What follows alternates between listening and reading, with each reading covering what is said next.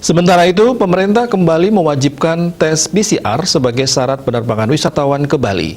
Bagi pelaku usaha sektor pariwisata di Bali, aturan tersebut dituding menjadi penyebab pariwisata Bali berkembang lambat.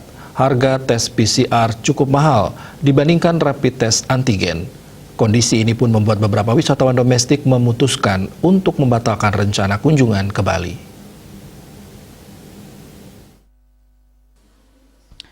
Kepala Dinas Pariwisata Bali Putu Astawa membenarkan ada beberapa wisdom membatalkan kunjungannya ke Bali setelah syarat penerbangan wajib menggunakan tes PCR diberlakukan.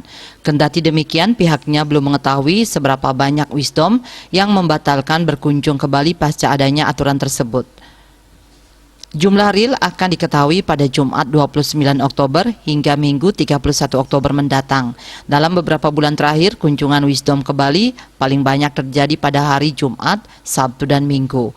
Putu Astawa mengatakan bahwa di dalam membangkitkan sektor pariwisata di Bali, pemulihan ekonomi dan kesehatan harus berjalan secara seimbang. Pemerintah mengeluarkan kebijakan bagi wisatawan yang berkunjung ke Bali melalui udara wajib tes PCR.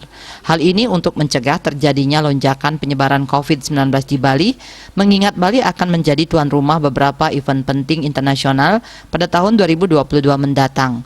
Putu Astawa pun menyambut baik rencana pemerintah yang akan menurunkan harga tes PCR hingga Rp300.000. Wacana ini dinilai akan membantu meringankan biaya wisatawan berkunjung ke Bali, sehingga kunjungan wisatawan ke Bali tetap meningkat. Winata Bali Pos melaporkan.